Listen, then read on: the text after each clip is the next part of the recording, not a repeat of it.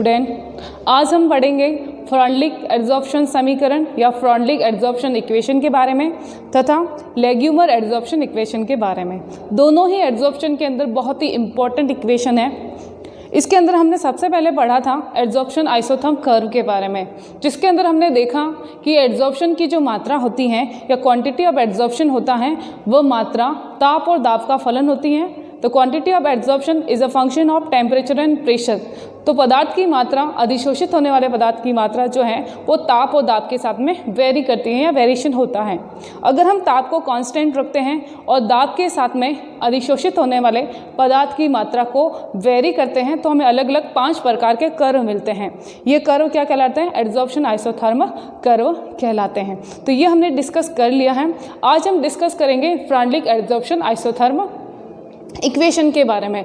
जो फ्रॉन्डलिक नामक वैज्ञानिक हैं, उन्होंने जो भी अधिशोषित होने वाले पदार्थ की मात्रा है उसका पदार्थ की सांद्रता के साथ में एक संबंध स्थापित किया है।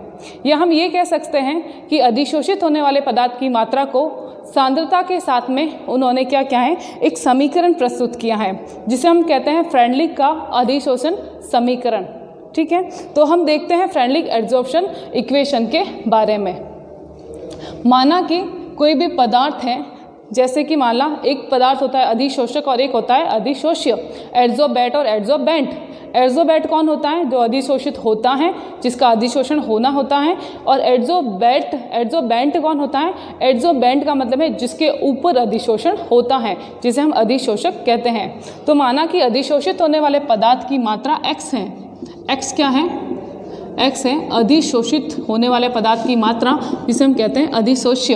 और m जो है वो है अधिशोषक या एड्जॉर्बेंट, जिसके ऊपर क्या है, अधिशोषण होता है। तो ये पदार्थ की मात्रा जो है वो किसके साथ में? सांद्रता के साथ में वेरी करती हैं।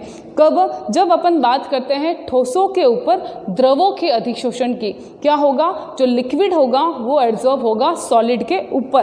तो यहाँ पे बात होगी पहली द्रवों का ठोसों पर अधिशोषण, द्रवों का ठोसों पर अधिशोषण। इस कंडीशन में जो अधिशोषित होने वाले पदार्थ की मात्रा या हम कहेंगे एड्जॉर्प्शन का होता है। एड्जॉर्प्शन की क्वांटिटी को हम शो करते हैं x/m से, जहाँ पे x क्या है? x है अधिशोषित होने वाले पदार्थ की मात्रा, अधिशोष्य, तथा अधिशोषक क्या कहलाता है? m मतलब जिस पर अधिशोषण होता है। ठीक है, तो हम उसे x/m को कहेंगे अधिशोषण की मात्रा। तो जब द्रवों का अधिशोषण ठोसों पर होता है तो फ्रॉन्डलिक एड्जॉर्प्शन इक्वेशन के अकॉर्डिंग अधिशोषण की जो मात्रा है वो प्रोपोर्शनल होती है किसके? सांद्रता के 1/n की पावर। सांद्रता की पावर कितनी है? 1/n। तो सांद्रता के 1/n की घात के समानुपाती होती हैं। इसे मैं कहती हूँ इक्वेशन नंबर 1।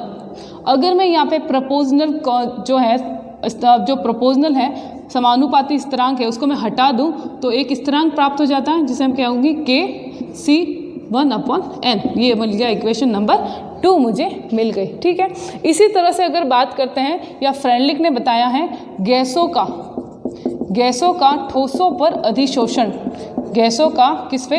ठोसों पर अधिशोषण की बात की। उस कंडीशन में अधिशोषित होने वाले पदार्थ की मात्रा या अधिशोषण का परिणाम जो है किस पर डिपेंड करता है? वह डिपेंड करता है दाब पर। क्या कह सकते हैं? दाब के 1/n पावर पर निर्भर करता है। दाब की घात कितनी होगी? 1/n। तो मैं इस तरह से इसको लिख सकती हूँ x/m is proportional to p 1/n। Equation number 3 clear. अगर ये प्रोपोर्शनल हटा दूँ तो एक स्थिरांक आएगा, यह आएगा Kp 1/n। Equation number 4। ठीक है, इक्वेशन नंबर 2 और इक्वेशन नंबर 4 दोनों का अपन लॉगरिथम लेते हैं, दोनों का लॉग लेते हैं, लघुगणक लेते हैं। तो equation number 2n equation number 4 का लॉग लेने पर, इसका लॉग लेते हैं तो क्या आएगा? यह आएगा इक्वेशन नंबर log x/m, इधर आएगा log k plus 1/n log c। Equation number 5 मिली मुझे। किसका मैंने ये लॉग किया है? इक्वेशन नंबर 2 का। इसी तरह से मैं बात करती हूँ इक्वेशन नंबर, जो आपकी इक्वेशन नंबर 4 है उसका लॉग लेना है। ठीक है, तो क्या आएगा? log x/m equal to log k plus उसके बाद में क्या है? 1/n log p। ये आ गया इक्वेशन नंबर आपके 6 आ गया। ठीक है, तो इक्वेशन नंबर 5 और इक्वेशन नंबर 6 जो है इसे हम कहते हैं फ्रांडलिक की एड्जॉर्प्शन इक्वेशन या फ्रांडलिक अधिशोषण समीकरण इनको कहा जाता है। ये कौन सी कंडीशन है? ये कंडीशन है जब ठोसों पर द्रवों का अधिशोषण होता है, और ये कंडीशन है आपकी जब ठोसों पर गैसों का अधिशोषण होता है। ठीक है, इनको एक कर्व के रूप में शो किया है जिसे फ्रांडलिक का अधिशोषण कर्व या अधिशोषण समतापी कर्व कहा जाता है। अधिशोषण समतापी कर्व इसलिए कहा है क्योंकि जो है कांस्टेंट टेम्परेचर की अपन यहाँ पे बात करते हैं। तो सबसे पहले इक्वेशन नंबर 5 के लिए अगर मैं कर्व प्लॉट करूँ तो इस तरह से कर्व बनेगा। इस कर्व के अंदर किस किस के वर्सेस जो पदार्थ अधिशोषित हो रहा है या अधिशोषण का परिणाम है उसके वर्सेस और सांद्रता के वर्सेस, यहाँ पे सांद्रता की बात की है तो सांद्रता के वर्सेस क्या किया जाता है? ग्राफ खींचा जाता है, कर्व प्लॉट किया जाता है। उस कर्व के अंदर आपको जो ढाल दिखता है, जो स्लोप दिखता है, उस स्लोप का परिणाम होता है 1/n। और उसके बाद में आपको जो इंटरसेप्ट दिखता है, इंटरसेप्ट या जो अंतखंड आपको दिखता है उसका मान क्या होता है? उसका मान मिलता है आपको log k। तो इसका मान हो जाएगा log k। ठीक है, तो इस तरह से स्लोप की सहायता से हम n का मान निकाल सकते हैं। उसके बाद में इंटरसेप्ट की सहायता से k का मान निकाल सकते हैं, और k और n दोनों ही कांस्टेंट वैल्यू हैं। दोनों का मान अपन इन जो एड्जॉर्प्शन आइसोथर्मल कर्व है इसकी सहायता से ज्ञात किया जा सकता है। ठीक है, ये तो हो गया इक्वेशन नंबर 5 के लिए। सेम लेना है इक्वेशन नंबर 6 के लिए। इक्वेशन नंबर 6 के लिए अपन जब कर्व प्लॉट करते हैं तो सेम है, इसके अंदर भी आएगा यहाँ पे log p, मतलब दाब की बात आएगी, और यहाँ पे अधिशोषण का परिणाम log x/m। इनके बीच में ग्राफ प्लॉट करेंगे तो एक स्ट्रेट लाइन हमें मिलती है। उस स्ट्रेट लाइन का जो स्लोप होता है, जो ढाल होता है, वो ढाल हमें वैल्यू देता है 1/n की। इसका जो इंटरसेप्ट होता है, अंतखंड होता है, वो वैल्यू देता है log k की। तो ये इसकी सहायता से, ढाल की सहायता से n का मान और इंटरसेप्ट की सहायता से k का मान, दोनों का मान जो है वो आसानी से ज्ञात किया जा सकता है। इसे कहा जाता है फ्रांडलिक का एड्जॉर्प्शन इक्वेशन या फ्रांडलिक का एड्जॉर्प्शन आइसोथर्मल कर्व कहा जाता है। बहुत ही शॉर्ट में है और बहुत ही इजी टॉपिक है ये। ठीक है, अब ये हमने पढ़ा, लेकिन फिर भी आपको लग तो रहा है कि ये अच्छा खासा अच्छी इक्वेशन है या अच्छा कॉन्सेप्ट है, लेकिन इसमें भी कुछ कमियां हैं। कमियां क्या हैं? कमियां सबसे पहले ये हैं कि जो फ्रांडलिक का एड्जॉर्प्शन आइसोथर्मल कर्व है वो एक तरह का एम्पेरिकल इक्वेशन है, एक तरह का अनुभविक समीकरण है। इसका कोई थ्योरेटिकल एस्पेक्ट नहीं है, कोई सैद्धांतिक निगमन नहीं है। तो क्या है? एक तरह का ये एम्पेरिकल इक्वेशन है, एक तरह की एम्पेरिकल इक्वेशन है, एक अनुभविक समीकरण है। इसका कोई सैद्धांतिक परिमाप या इसका कोई थ्योरेटिकल एस्पेक्ट नहीं है। ठीक है, दूसरी बात क्या है? दूसरी बात यह है कि जो फ्रांडलिक का अधिशोषण समतापी अधिशोषण वक्र जो होता है, इसके परिणाम, इस इक्वेशन के परिणाम केवल अच्छे दाब परिसर में ही प्राप्त होते हैं। अगर दाब की कंडीशन अच्छी है या अच्छा दाब परिसर है तो इसकी जो वैल्यू होगी n और k की वो भी अच्छी प्राप्त होगी, लेकिन अगर दाब परिसर सही नहीं है तो वैल्यू भी प्राप्त नहीं होगी। इसका मतलब दाब के साथ में वैल्यू वेरी कर जाएगी, तो वैल्यू का कोई मान नहीं रहेगा नहीं। ठीक है, कोई ऑथेंटिक वैल्यू रहेगी नहीं, तो इसके परिणाम अच्छे दाब परिसर में ही प्राप्त होते हैं। तीसरी बात यह है कि जो k और n कांस्टेंट वैल्यू हैं, इसका मान ताप के साथ में वेरी करता है। जैसे जैसे ताप चेंज हो जाएगा k और n का मान भी परिवर्तित हो जाएगा, तो इन कांस्टेंट का मान बदल जाएगा।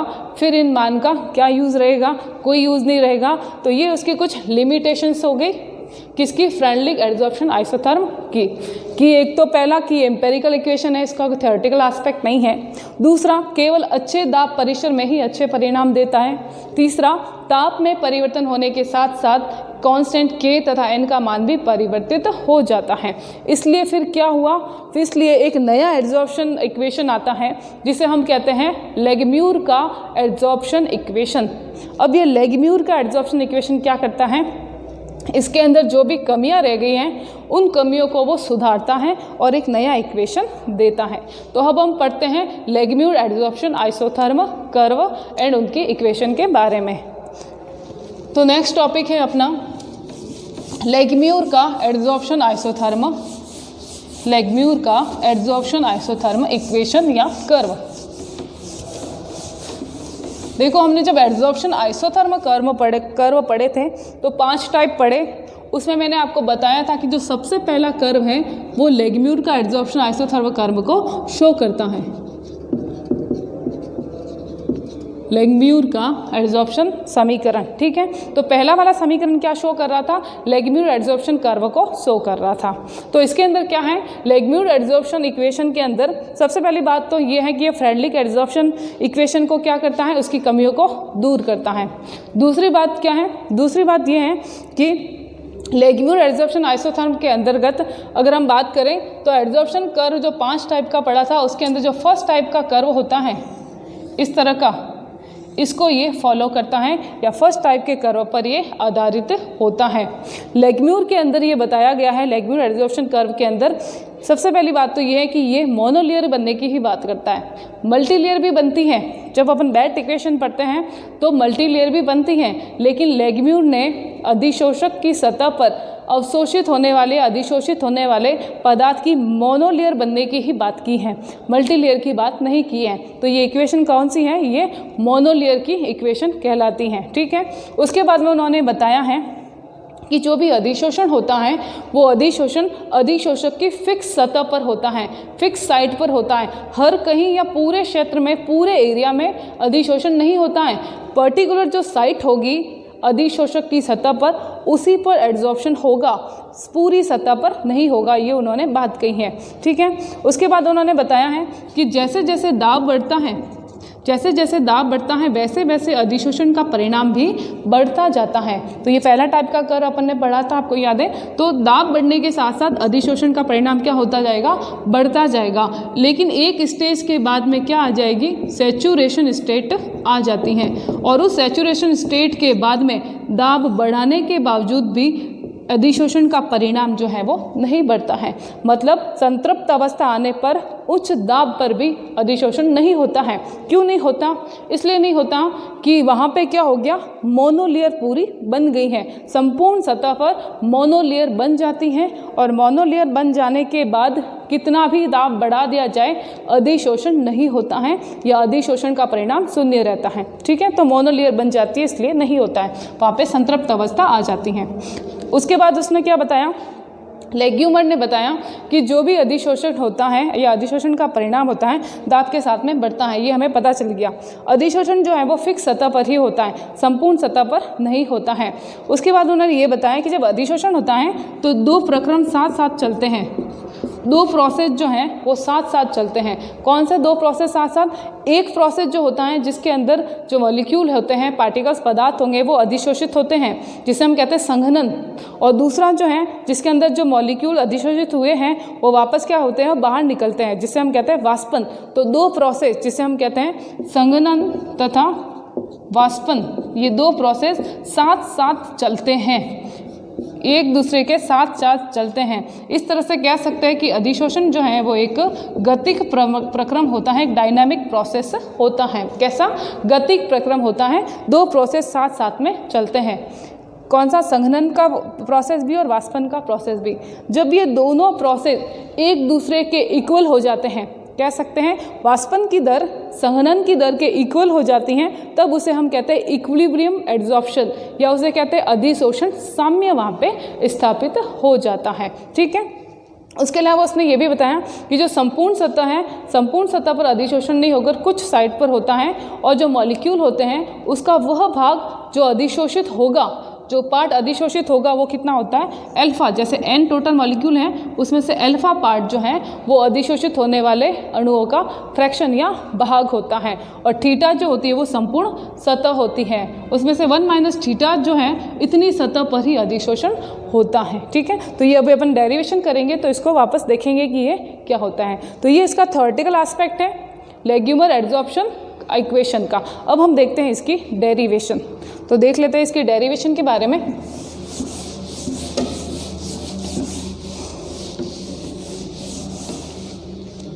इसकी डेरिवेशन वेरी इंपॉर्टेंट डेरिवेशन है, बिल्कुल ध्यान से देखिएगा और इसको समझने की कोशिश करना। लेग्यूमर एड्जॉर्प्शन आइसोथर्म में हमने माना कि कि जो भी पदार्थ है अधिशोषित हो रहा है उसकी मात्रा कितनी है, x। x क्या है, अधिशोषित होने वाला पदार्थ है, ठीक है, शॉर्ट में लिख रही हूँ मैं। m क्या है, m जो है वो अधिशोषक है जिसकी सतह पर अधिशोषण होता है, तो मैं इसको लिख सकती हूँ अधिशोषक। n क्या है, n जो है वो कुल अणुओं की संख्या है, कुल अणुओं की संख्या मतलब टोटल अणु कितने हैं जो अधिशोषित होंगे, उसमें से अल्फा क्या है, वह भाग, अणुओं का वह भाग जो अधिशोषित होता है, ठीक है। फ्रैक्शन होगा n में से जो अधिशोषित होंगे टोटल में से, वो है अल्फा। थीटा क्या है, थीटा है संपूर्ण सतह, कंप्लीट सतह जिस पर अधिशोषण होना है वो संपूर्ण सतह कहलाएगी अधिशोषक की।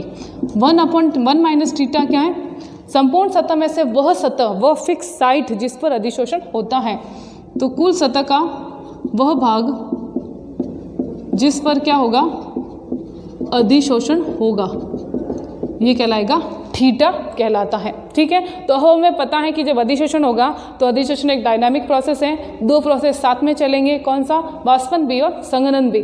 तो पहली बात करती हूँ मैं संघनन की।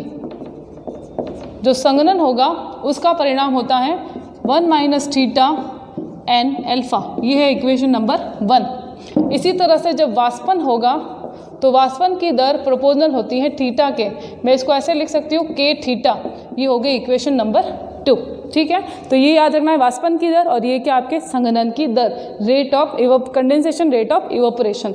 अब जब साम्य स्थापित होता है तब दोनों रेट क्या हो जाएगी, इक्वल हो जाएगी। तो साम्य अवस्था पर जिसे हम कहते हैं अधिशोषण साम्य, अधिशोषण साम्य या अधिशोषण इक्विलिब्रियम, उस पर क्या हो जाएगी, जो संघनन की दर है इक्वल हो जाएगी वाष्पन की दर के। तो मैं इसको ऐसे लिख सकती हूँ 1 minus theta n alpha equal to k theta, equation number 3, ठीक है। इसको मैं इक्वेशन को ओपन करूँ तो n alpha theta equal to k theta, theta theta common है तो इसको मैं इस साइड ले लेती हूँ, इसको इस साइड भेज देती हूँ। तो इक्वेशन नंबर 3 को मैं चेंज कर रही हूँ, ये इधर आ जाएगा k theta plus n alpha theta equal to alpha n, equation number 4। Equation number 4 के अंदर थीटा थीटा देखो कॉमन है, इसको मैं कॉमन ले लेती हूँ, तो 1 plus n alpha equal to हो जाएगा n अल्फा, इक्वेशन नंबर 5। तो ये थीटा इक्वल टू क्या हो जाएगा, थीटा इक्वल टू हो जाएगा alpha n k plus n alpha, ठीक है, इक्वेशन नंबर 6।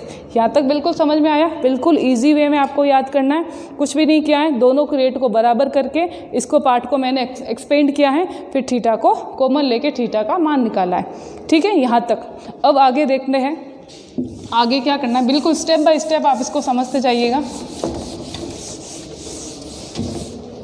अब हमें आगे क्या करना है, इक्वेशन नंबर जो 6 है, इक्वेशन नंबर 6 है, उसको इन्वर्स करते हैं, उसका प्रतिलोमन करते हैं, तो क्या हो जाएगा 1 थीटा हो जाएगा। तो मैं इसको लिखती हूँ 1 थीटा, ठीक है। 1 थीटा हुआ तो ये k और प्लस n अल्फा, ये वाला पार्ट ऊपर जाएगा, ये वाला नीचे आ जाएगा, तो k प्लस अल्फा n इधर आ जाएगा क्या, अल्फा n, ठीक है। इक्वेशन नंबर इसको 7 दे रही हूँ। उसके बाद में अब क्या करना है, ये देखो ये कॉमन है तो मैं इसको कॉमन ले लेती हूँ, 1 theta k plus alpha n और अल्फा n, तो अल्फा n से अल्फा n तो कट गए, कितना आ गए, 1 आएगा, तो 1 theta equal to k plus upon alpha n plus 1।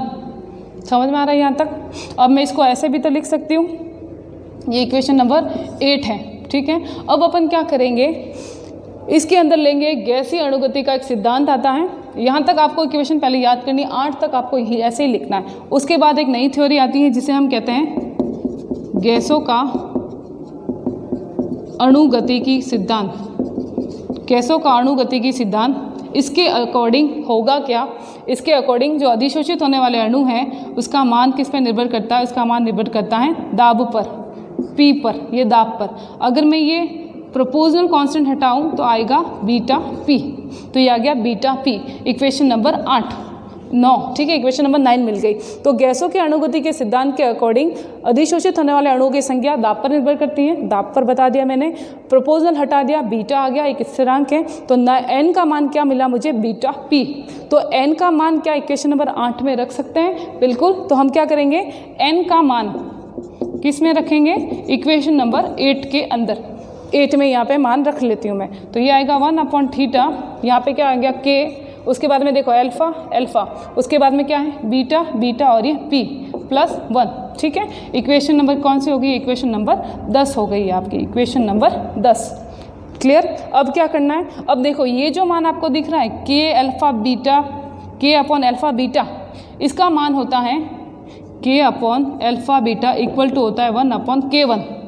ठीक है, ये एक नया स्थिरांक आ रहा है k1, तो इसका मान क्या हो जाएगा, k/α-β का मान 1/k1, तो मैं इसकी जगह लिख सकती हूँ 1/k1, तो मैं यहाँ लिख रही हूँ 1/θ equal to 1/k1p + 1, equation number 11। ठीक है, 1/θ 1/k1p + 1, इक्वेशन नंबर 11 हो गई। अब अपन लिखते हैं इक्वेशन नंबर, नई इक्वेशन की बात करते हैं। देखो इक्वेशन नंबर जो 11th है, इक्वेशन नंबर 11 को आप देख लो, इसको मैं क्या कर रही हूँ 1/k1p + 1 है। अब मैं k1 को क्या करूँगी, ऊपर ले जाऊँगी, या k1 को मैं कॉमन लूँगी नीचे, तो ये इस तरह से मैं इसको लिख सकती हूँ 1/θ इक्वल टू 1 + k1p/k1p, ऐसे लिख सकती हूँ इसको, इक्वेशन नंबर 11 को मैंने इस तरह से लिख दिया। ये हो गई इक्वेशन नंबर आपकी 12, इक्वेशन नंबर 12। ठीक है, अब क्या करना है, अब मैं क्या करूँगी, जो 1/θ है उसको वापस इन्वर्स करूँगी, तो 1/θ क्या हो जाएगा, थीटा हो जाएगा। तो इक्वेशन नंबर 12 को आपको करना इन्वर्स, उल्टा करना है, तो 1/θ का थीटा, तो ये हो गया थीटा, ये ऊपर चला जाएगा, तो k1p ये हो गया 1 + k1p। ठीक है, इस तरह से आपको इसको लिखना है, तो इसको मैंने क्या कर दिया, इन्वर्स कर दिया। इक्वेशन नंबर आ गई 13। अब देखो थीटा का मान यहाँ पे इक्वेशन नंबर 13 में, और यहाँ पे देखो इक्वेशन नंबर 6 में भी थीटा का मान हमें प्राप्त होता है। तो मतलब क्या है कि इक्वेशन नंबर 6 इक्वेशन नंबर 13 क्या कॉमन है, तो मैं इसको कॉमन भी तो लिख सकती हूँ, तो थीटा का मान ये भी दे रहा है, थीटा का मान इक्वेशन नंबर 13 भी दे रहा है, तो मैं ऐसे भी तो लिख सकती हूँ कि theta equal to αn k + αn equal to 1/1kp 1 + k1p। ठीक है, इस तरह से भी तो हम इसके मान को लिख सकते हैं। तो मैंने यहाँ पे क्या लिख दिया, इस तरह से समान लिख दिया, उसको इक्वल कर दिया। यह है इक्वेशन नंबर 14, जस्ट आपको समझने के लिए कि भाई ये मान एक दूसरे के समान होता है। ठीक है, यहाँ तक समझ में आ गया। अब अपन बात करते हैं, यहाँ तक 14 तक आपको याद रखना है, फिर थोड़ा सा हमें चेंज करना है इक्वेशन के अंदर। चेंज क्या करना है कि जो भी अधिशोषित हो रहा है पदार्थ, अधिशोषण होने वाले पदार्थ का जो परिणाम है वो अधिशोषित होने वाली सतह पर निर्भर करता है, ये हमें पता है। तो यहाँ पे नया कॉन्सेप्ट आ रहा है कि अधिशोषण का परिणाम किस पर निर्भर करता है, संपूर्ण सतह पर जिस पर अधिशोषण हो रहा है।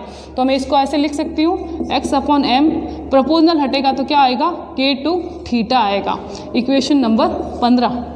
समझते जाना इसको, ये क्या है, अधिशोषण का परिणाम किस पर निर्भर करता है, अधिशोषित होने वाले पदार्थ की सतह पर, पृष्ठीय क्षेत्रफल सरफेस एरिया पर, तो इसके समानुपाती होगा। समानुपाती हटा दिया तो क्या आ गया, k2, एक नया स्थिरांक आ गया k2θ। अब क्या करना है, थीटा का मान तो हमें पता है, यहाँ पे देखो ये मान हम ये मान लेते हैं यहाँ पे, और क्या करेंगे इस मान को 14 मान से थीटा का मान कहाँ लगाएंगे, इक्वेशन नंबर 15 के अंदर।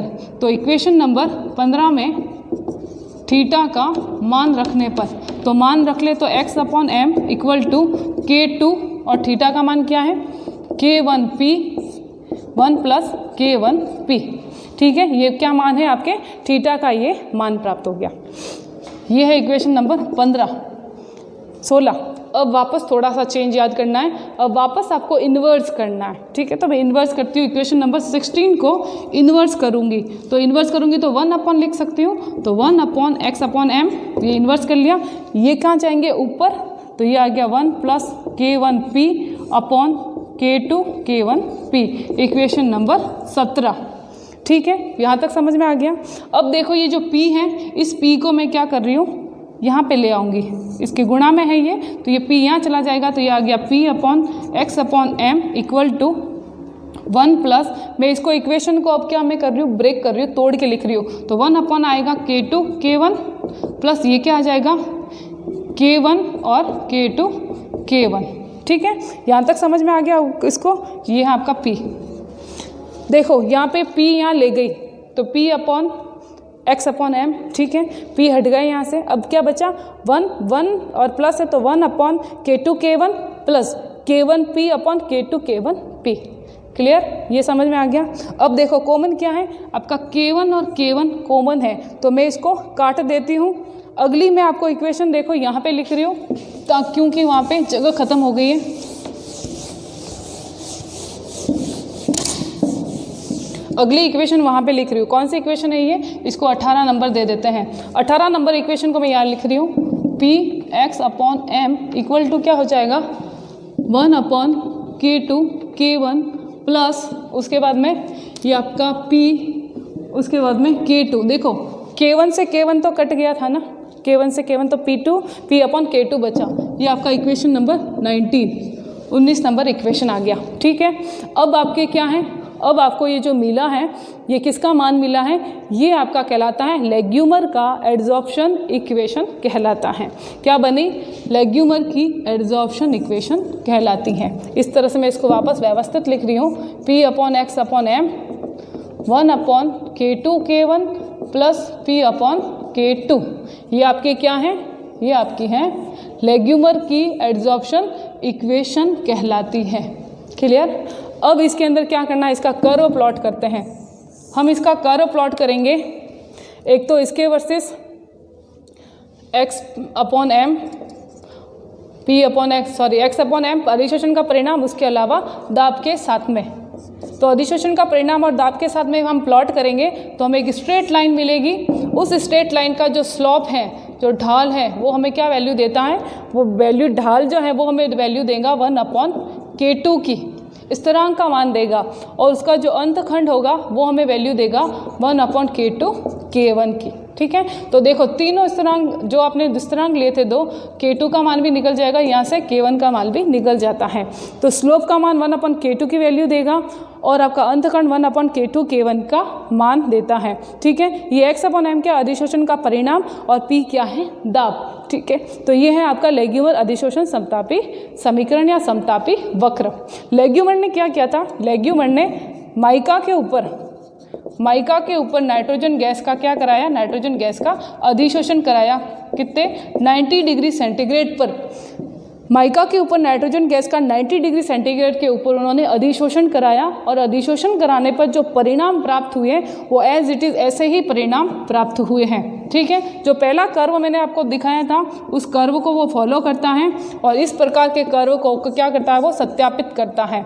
तो इसके आधार पर क्या किया गया है, लेग्यूमर के अधिशोषण समतापी वक्र को सत्यापित किया जाता है, इसको प्रूफ किया जाता है। तो ये है आपका लेग्यूमर का अधिशोषण समीकरण। बहुत ही इंपॉर्टेंट है, एग्जाम में आता है और इजी है, इतना टफ नहीं है। इसको स्टेप बाय स्टेप समझते जाओ। देखो पहला एक स्टेप याद कर लो, यहाँ तक याद कर लो, उसके बाद में गैसों का अणुगतिकी सिद्धांत, उसके आधार पर उस इक्वेशन को फॉलो करो। उसके बाद में जो अधिशोषण का परिणाम है, यहाँ से शुरू होता है आपका अधिशोषण का परिणाम, यहाँ से वापस इक्वेशन को फॉलो करते जाओ, बिल्कुल आपको समझ में आ जाएगी, ठीक है। अब इसकी लिमिटेशन है क्या, तो इसकी भी थोड़ी सी लिमिटेशन है।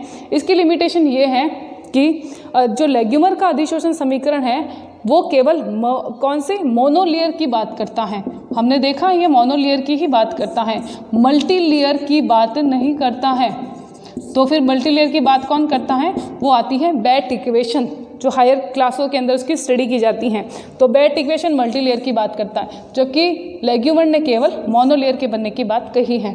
दूसरी इसकी लिमिटेशन ये है कि लेग्यूमर ने कहा है कि जो भी पदार्थ अधिशोषित होता है तो उन अणुओं के मध्य और अधिशोषित होने वाले पदार्थ तथा अधिशोषक जो होता है, दोनों के अणुओं के मध्य कोई इंट्रैक्शन नहीं होता है, किसी प्रकार की अंतक्रिया नहीं होती है, जबकि रियल में अंतक्रिया होती है। इस वजह से ये जो इसकी लिमिटेशन कहलाएगी, इसकी ये कमियां कहलाएगी। लेग्यूमर का जो अधिशोषण कर्व है वो पांचों प्रकार के कर्व को एक्सप्लेन नहीं कर सकता, केवल फर्स्ट प्रकार का कर्व जो है उसी को एक्सप्लेन करता है, पांचों प्रकार को एक्सप्लेन नहीं कर सकता। तो ये क्या था, ये लेग्यूमर का अधिशोषण समीकरण और उसके वक्र के बारे में, ठीक है। तो आपको समझ में